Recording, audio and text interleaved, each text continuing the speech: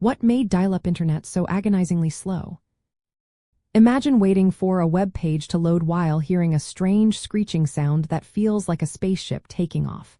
That was the real sound of the early internet experience. Back in the late 1990s and early 2000s, most homes used dial-up internet, which was much slower than what we have today.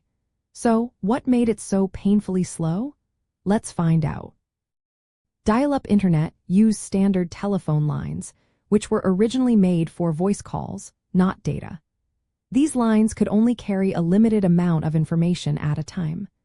The technology involved converting digital data from computers into audio signals that traveled over these phone lines. This process is called modulation and demodulation, which is why the device used is called a modem. The modem's job was to turn digital signals into sounds that the phone line could carry and then back into digital data at the other end.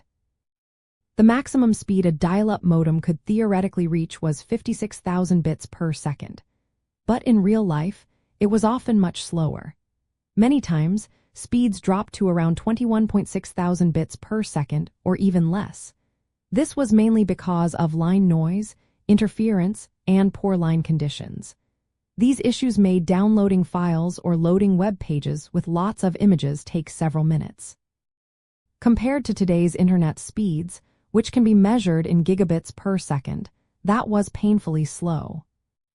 Another reason for the sluggishness was that, when you connected to the internet, your phone line was tied up. This meant you couldn't make or receive phone calls while online. If someone picked up the phone, your internet connection would drop. This was frustrating because it interrupted your browsing and made multitasking difficult. Plus, since the bandwidth was shared, multiple users on the same line or network could experience even slower speeds. The sounds of the modem connecting, often a series of screeches and beeps, became a symbol of that era. Waiting for pages to load line by line felt like an eternity.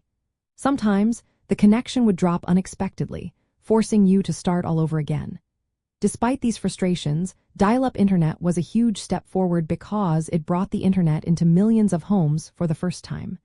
It set the stage for faster broadband connections that would come later.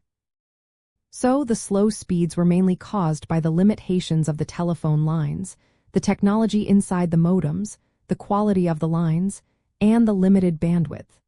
All these factors combined made the early internet experience a test of patience. But it was also the beginning of a digital revolution that would change how we communicate, learn, and connect forever.